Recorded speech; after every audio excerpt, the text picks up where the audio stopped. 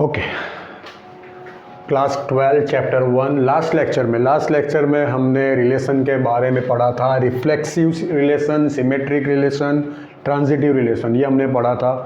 थोड़ा रिवाइज कर ले। रिफ्लेक्सिव रिलेशन क्या होता है? In a relation on set A, मतलब उसको ऐसे लिखते हैं जहाँ पे रिलेशन ए क्रॉस ए का सबसेट होता है, ठीक है, ऑलराइट। तो अगर इसमें हम लिखे कि कोई एलिमेंट बिलोंग्स टू ए है, ए, तो वो एलिमेंट के लिए ए बिलोंग्स टू रिलेशन आर। ज़्यादातर क्या होता है, हम यहाँ पे लिखते हैं ए बिलोंग्स टू आर, तो ये आर जो होता है वो रिलेशन होता है। कई बच्चे उसको रियल नंबर समझ के ये समझ के चलते हैं, ठीक है। तो ये आपको याद रखना है, A belongs to R, that means ये रिलेशन है, तो ये रिफ्लेक्सिव रिलेशन हो गया, ठीक है। सिमेट्रिक रिलेशन की बात करें तो उसमें दो एलिमेंट होते हैं, ए बी बिलोंग्स टू ए और बी आपको ए में से लेने हैं। तो जब A B belongs to R हो, तब अगर B A belongs to B R हो तो वो सिमेट्रिक रिलेशन हो गया, ठीक है। ट्रांजिटिव रिलेशन, तो उसमें क्या, तीन एलिमेंट लेने हैं आपको ए में से। अगर A B belongs to R, उसके साथ B C belongs to R B हो, तब A C belongs to R हो, तो उसको ट्रांजिटिव रिलेशन कहते हैं, ठीक है। मतलब सिर्फ A B belongs to R है और B C belongs to R नहीं है, तभी वो स्पेशल केस में भी वो ट्रांजिटिव हो गया। अगर कोई रिलेशन रिफ्लेक्सिव भी हो, सिमेट्रिक भी हो, ट्रांजिटिव भी हो, तो उसको कहेंगे हम इक्विवेलेंस रिलेशन, ठीक है। दो रिलेशन ऐसे होते हैं, identity relation and universal relation, वो तीनों रिलेशन पास करेंगे, ठीक है। अब आगे जाएंगे, इक्विवेलेंस रिलेशन की बात करें तो उसके बाद एक नया टॉपिक आएगा, इक्विवेलेंस क्लास, ठीक है। तो इसको समझने के लिए हम एग्जांपल लेंगे, ऑलराइट। चलो, तो एग्जांपल है, एग्जांपल नंबर 5, ठीक है। Example number 5, alright. So that the relation R in the set Z, मतलब रिलेशन आपको जेड पे दिया है, तो रिलेशन जेड क्रॉस जेड का सबसेट होगा, ठीक है। गिवन बाय आर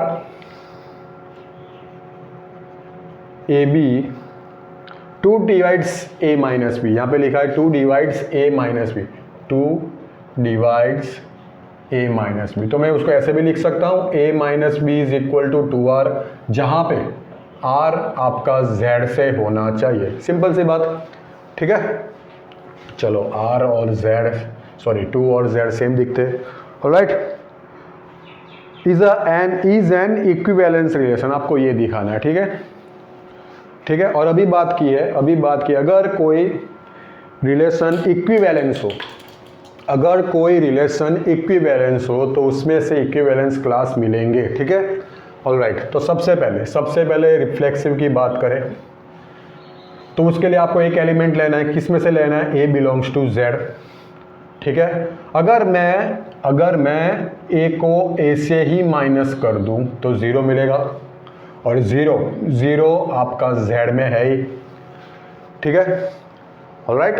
तो इस वजह से हम लिखेंगे सॉरी, यहाँ पे थोड़ी जल्दबाजी हो गई। हमको क्या करना है, ऑलराइट, 90% बात तो हमारी सही है, मगर यहाँ पे 0 आना है, ठीक है, 0, ठीक है। मतलब 2 इंटू 0 0 ही होगा, मतलब वो 2r का फॉर्म देता है हमको, ठीक है। ये 2r का फॉर्म, इसको मैं 2 से डिवाइड कर सकता हूँ इन शॉर्ट, दैट मीन्स इसको हम लिख सकते हैं is equal to 2r, alright, मतलब a माइनस बी का रिजल्ट वो नंबर देता है जिसको मैं 2 से डिवाइड कर सकता हूँ। ऑलराइट, चलो ठीक है, तो that means A belongs to R. मैं फिर से आपको याद करा दूँ, यहाँ पे जो आर है वो रिलेशन है, not a real number. Alright, तो रिफ्लेक्सिव तो पास कर गया। अब दूसरा केस ले ले, ए बी, दो नंबर ले ले, A B belongs to Z. मानो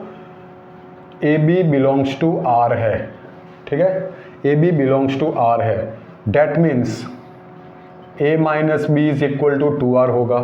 दिया हुआ है आपको कि A B belongs to R है तो ए माइनस बी, तो बी माइनस ए क्या होगा, बी माइनस ए माइनस 2r होगा, ठीक है, तो वो भी तो 2 से डिवाइड हुआ कि नहीं हुआ, तो उसको मैं ऐसे लिख सकता हूँ 2 इंटू माइनस आर, जहाँ पे r belongs to z, which means b minus A B 2 से डिवाइड होता है, that means B A belongs to r, ठीक है, A B belongs to r, B A belongs to r, that means ये relation symmetric relation में भी पास होता है।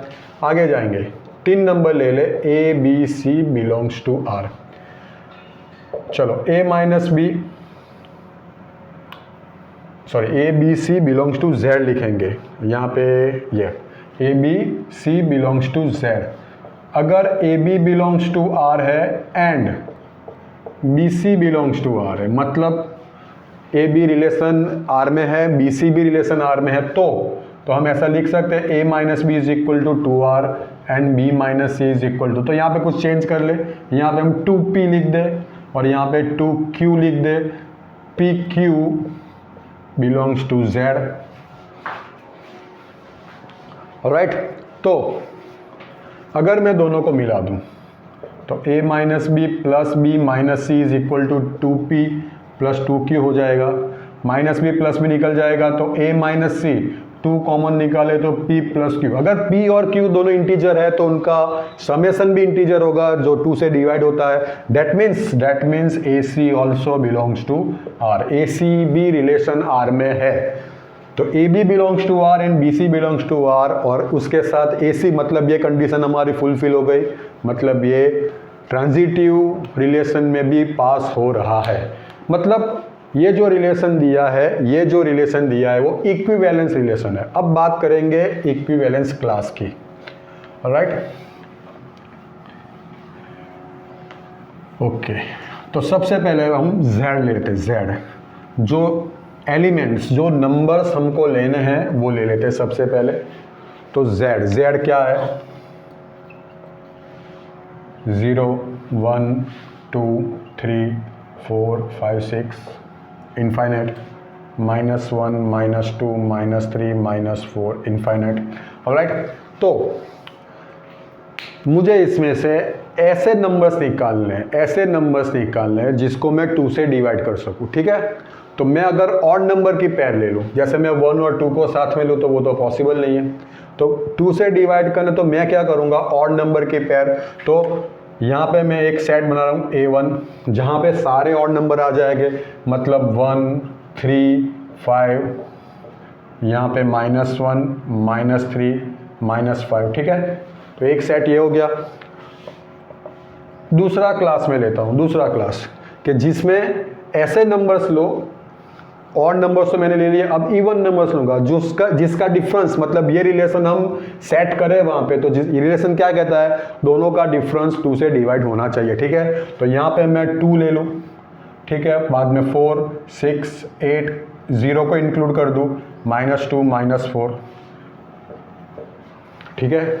तो अगर आपका जो सेट, मेन सेट है, जो सेट दिया है जिसमें रिलेशन बन रहा है, आपका जो सेट दिया है जिसमें आपका रिलेशन बन रहा है, उसके कोई सबसेट आप निकाल सको, अलग अलग से सबसेट निकाल सको जो ये जिसमें ये रिलेशन बन रहा है, तो वो सारे सेट, वो सारे क्या इक्विवेलेंस क्लास हो जाएंगे, ठीक है। तो ये A1 और A2 क्या है, आपका इक्विवेलेंस क्लास, ठीक है।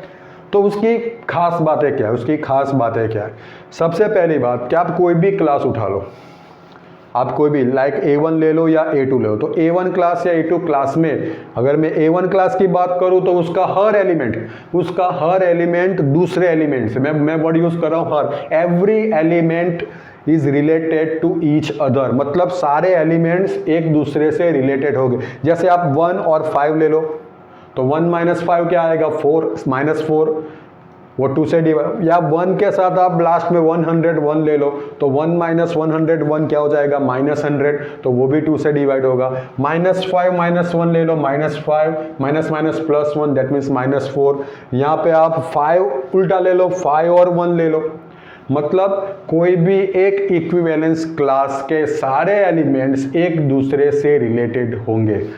चाहे तो आप A2 में ले लो, 2 माइनस 4, 2 माइनस 6 ले लो, 2 माइनस 500 ले लो। ऑलराइट, तो एक चीज़ ये हो गई कि इन इक्विवेलेंस क्लास, कोई एक इक्विवेलेंस क्लास की मैं बात करूं तो उसमें सारे एलिमेंट्स एक दूसरे से रिलेटेड होंगे। और दो इक्विवेलेंस क्लास की मैं बात करूं, A1 का एलिमेंट और A2 का एलिमेंट, कोई भी एलिमेंट एक दूसरे से रिलेटेड नहीं होंगे in relation A minus B is equal to 2R। Alright, तो आप चेक कर लो, -3 और 2 की पेयर ले लो या किसी की पेयर, तो वो आपको ये रिजल्ट नहीं देगा, ये रिलेशन नहीं बनाएगा। ऑलराइट, तो 3 बात हो गई, सॉरी 2 बात के हर क्लास में every element is related to each other, और यही बात अलग अलग क्लास में, डिफरेंट क्लास में ये बात फुलफिल नहीं हो रही है। ऑलराइट, तो अब इसको प्रेजेंट कैसे करेंगे, इसको कैसे प्रेजेंट, जैसे मैं ये क्लास को लिखूं तो आप इसको A1 A2 नाम ना रखो, तो मैं इसको इसमें से कोई भी एक नंबर उठा लो, कोई भी एक नंबर, तो उसको मैं ऐसे लिखूंगा 1, तो मैं ऐसे लिखेंगे इक्विवेलेंस क्लास दैट कंटेनिंग 1, उसको ऐसे लिखेंगे, ठीक है। और यहाँ पे कुछ भी लिख सकते हो, 1 लिख सकते हो, चाहे 5 लिख सकते हो, चाहे 7, चाहे -1, ठीक है। वैसे यहाँ पे 0 2 4, राइट, ऐसा नहीं है कि मैंने 0 ही रखना है, 2 रखो 4 रखो, तो equivalence class that containing 0, containing 2 या कंटेनिंग 4, ठीक है। एक ये बात हो गई। दूसरी बात क्या है कि अगर मैं इसमें कितने क्लास होंगे, 2 क्लास होंगे, कुछ ऐसा भी आपके पास सेट आएगा या 2 से ज़्यादा आपके इक्विवेलेंस क्लास बनेंगे, ठीक है। तो इसमें अगर दोनों क्लास का मैं इंटरसेक्ट करूँ तो डेफिनेटली वो एम्प्टी सेट मिलेगा, और अगर उसका यूनियन करूँ तो वो आपका मेन सेट Z देगा। तो ये 3-4 बातें आपको याद रखनी है, आगे जाएंगे।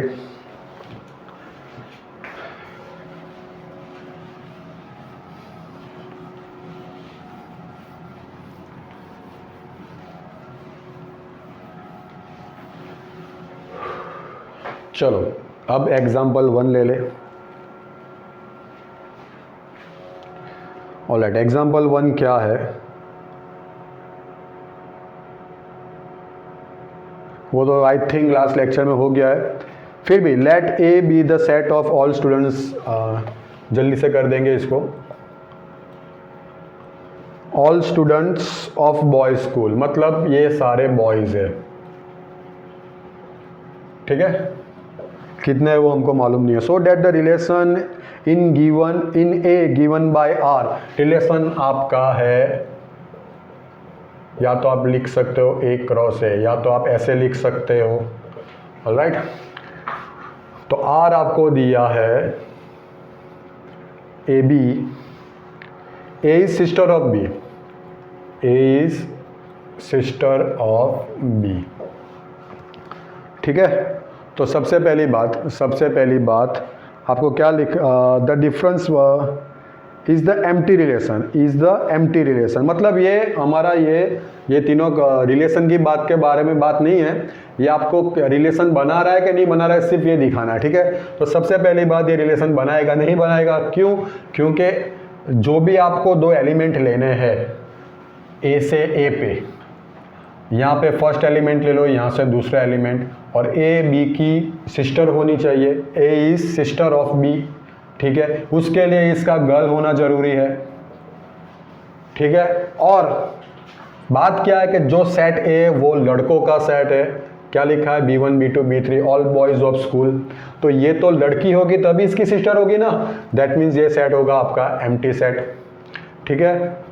दूसरी बात कर ले, दूसरा रिलेशन दिया R डैश करके, A B, the difference between heights of A and B less than 3 metre, मतलब ए और बी का डिफरेंस आपको 3 मीटर, ये भी मैंने आपको देखा था, मीटर मतलब 1 मीटर दैट मीन्स 3.28 फुट, तो ऑलमोस्ट ये 10 फीट जितना हो जाएगा, ठीक है, ऑलराइट। लेस देन 10 फीट मतलब जो दो बच्चे हैं, कोई भी दो बच्चे आप ले लो, तो उसके हाइट का डिफरेंस 10 फीट से कम होगा, यस। तो आप दो बच्चे सेम ले लो, सेम हाइट की, तो उनका डिफरेंस 0 होगा, वो 10 फीट से कम है। आप ज़्यादा से ज़्यादा हाइट के बच्चे, लाइक आप 11th के क्लास की बात करो तो ज़्यादा से ज़्यादा हाइट कितनी होगी, मैं ज़्यादा से ज़्यादा बोलूँ तो भी 7 फीट, और कम से कम बोलूँ तो भी 3 फीट होगी, तो 7 - 3 भी करो तो भी आपका 4 फीट रिजल्ट मिलेगा। मतलब हर बच्चे का डिफरेंस जो कुछ भी आएगा, जो कुछ भी आएगा वो 10 फीट से कम ही आएगा, ठीक है। तो ये आपको क्या देगा, ए क्रॉस ए, मतलब ये आपका हो गया यूनिवर्सल रिलेशन, और ये हो गया आपका एम्प्टी रिलेशन। चलो आगे जाएंगे।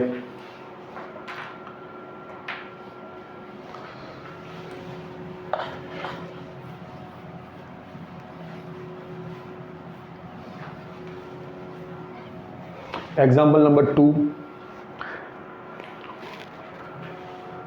एग्जाम्पल नंबर 2 है, let T the set of all triangles in a plane with R a relation in T given by, relation क्या दिया, बात की बात करते हैं। सबसे पहले एक प्लेन है, ठीक है, टी, ऑलराइट, उसमें सारे ट्राइंगल है, जैसे एक ट्राइंगल ये हो गया, एक ट्राइंगल ये हो गया, एक ट्राइंगल ये हो गया, ठीक है, सारे ट्राइंगल इसमें भरे पड़े, ठीक है। तो ये सारे ट्राइंगल, जैसे ये ट्राइंगल T1 हो गया, ये ट्राइंगल T2, ये T4, ऐसे बहुत सारे ट्राइंगल ये प्लेन में आए हैं, ठीक है,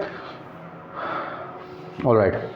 लेट टी द सेट, मतलब ये पूरा सेट ट्राइंगल्स का है, और triangle in a plane with R relation in T given by, अब रिलेशन क्या दिया है, मतलब रिलेशन आपका टी में है, मतलब आप ऐसे लिख सकते हो, ऑलराइट। और रिलेशन दिया है आपको T1 T2, जहां पे T1 is congruent to T2, मतलब ऐसा हो गया, ऑलराइट। और T1 T2 आपको कहां से लेना है, ये प्लेन में से, ऑलराइट। तो चलो बात करें, सबसे पहली बात मैं बात करूँ रिफ्लेक्सिव। रिफ्लेक्सिव में आपको सिर्फ एक ही एलिमेंट लेना है, यहाँ पे मेंशन कर दिया है, सम सिमेट्रिक में आपको 2 लेने हैं, ट्रांजिटिव में 3 लेने हैं। तो T1 बिलोंग्स टू T की बात करें तो T1, एक ट्राइंगल T1 अपने आप से तो कॉन्ग्रुएंट होगा ही, सिंपल सी बात है, that means T1 belongs to R, मतलब ये रिलेशन रिफ्लेक्सिव रिलेशन है। चलो ये पहला पॉइंट हो गया। दूसरी बात कर ले, 2 एलिमेंट ले लो, मतलब 2 ट्राइंगल ले लो सेट T में से या तो प्लेन T में से, ठीक है। अगर मैं बोलूं कि T1 T2 R में है, T1 T2 का रिलेशन बन रहा है, that means T1 is congruent to T2।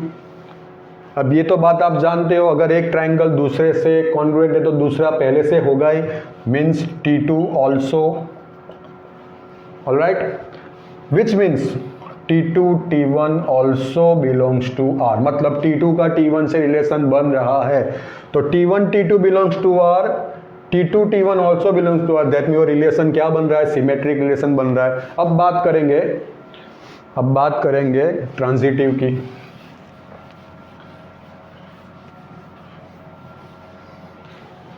Alright, तो उसके लिए आपको 3 ट्राइंगल चाहिए, T1 T2 T3 belongs to T।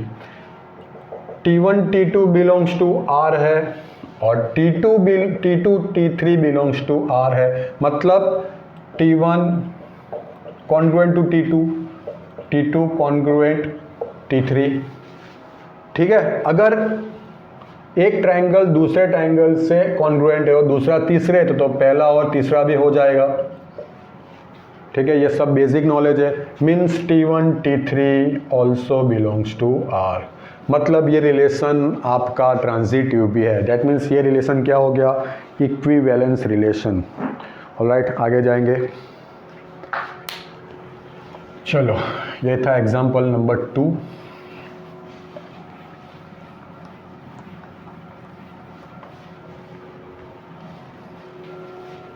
Okay, now example number 3। 5 हमने पहले ही कर दिया है। चलो,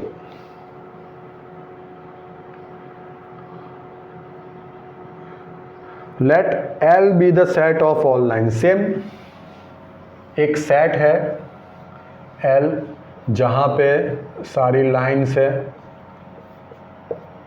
L1, L2, L3। Alright, okay, आगे बात करें। In a plane and R be the relation in L। ठीक है, मतलब ये रिलेशन है हमारा। ठीक है, ऑलराइट, रिलेशन आपका L क्रॉस L में से ही आएगा। Example number 3। ऑलराइट, अब रिलेशन क्या है आपका? L1, L2, जहाँ पे L1 is perpendicular to L2, तो हम ऐसे लिख दें L1 is perpendicular to L2। अब सीधी सी बात है, L1, ये मैंने एक लाइन ले ली L1, ठीक है, वो खुद से थोड़ी परपेंडिकुलर होगी। मतलब ये लाइन उठा के अभी यहाँ पे, अभी उठा के यहाँ पे आ गई, ऐसा थोड़ी होगा, नहीं होगा। दैट मीन्स अगर मैं कोई एक लाइन लेता हूँ L1 बिलोंग्स टू L, ठीक है, तो L1 वो खुद से परपेंडिकुलर नहीं होगी। That means L1 does not belongs to R। ठीक है, मतलब ये रिलेशन रिफ्लेक्सिव तो नहीं है। चलो आगे बात करें। अब दूसरी बात कर ले, दो लाइन ले ले L1, L2 belongs to L। अगर कोई रिलेशन है L1, L2 belongs to R, L1 का L2 के साथ रिलेशन है। क्या रिलेशन है? L1 perpendicular to L2। तो यहाँ पे L2 में लिख दूँ। अगर L1 परपेंडिकुलर L2 है तो L2 भी परपेंडिकुलर L1 होगा ही। मतलब L2 L1 also belongs to R। L2 का L1 के साथ रिलेशन बन रहा है, मतलब ये सिमेट्रिक भी है। चलो आगे देखें, ट्रांजिटिव की बात कर लें। उसके लिए आपको 3 लाइंस चाहिए। तो L1, L2, L3 belongs to L है। अगर L1 का L2 के साथ रिलेशन है और L2 का L3 के साथ रिलेशन है, which means L1 is perpendicular to L2 and L2 perpendicular to L3। तो क्या L1, L3 परपेंडिकुलर हो गए? तो फिगर देख लेते हैं। चलो, ये हो गया L1, L2 उसका परपेंडिकुलर है और L3 L2 का परपेंडिकुलर है। तो L1 और L3 में क्या रिलेशन हुआ? दोनों पैरेलल हो गए, परपेंडिकुलर नहीं है। तो L1 is not perpendicular to L3, which means L1, L3 does not belongs to R। मीन्स ये रिलेशन ट्रांजिटिव नहीं है। चलो आगे जाएंगे। Example number 4।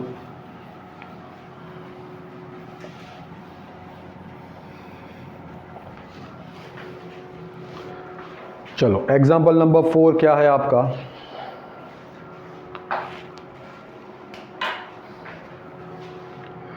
So that the relation in the set. एक सेट आपको दिया है 1, 2, 3 और उसमें आपका रिलेशन है।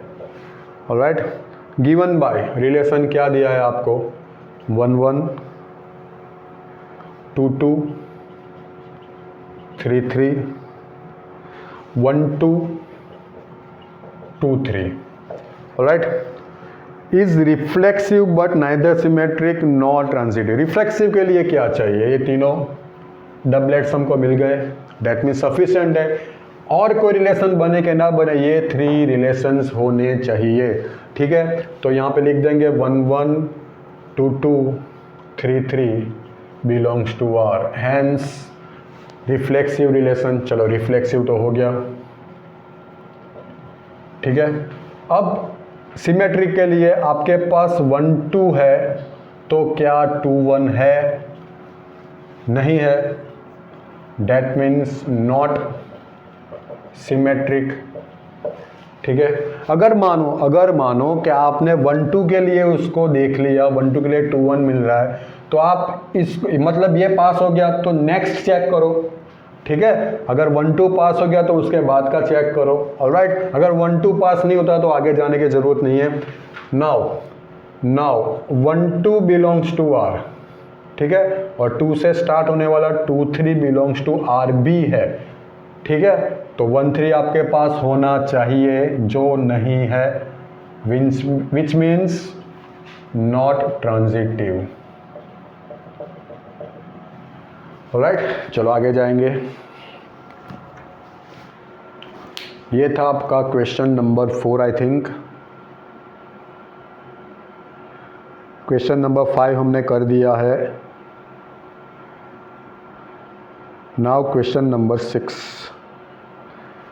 ऑलराइट।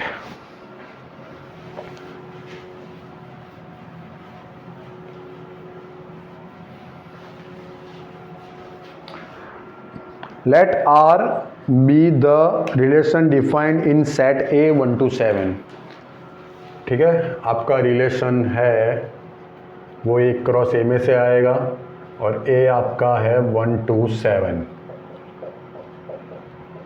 ठीक है। बाय रिलेशन दिया है आपको A B, both A and B are either odd or even,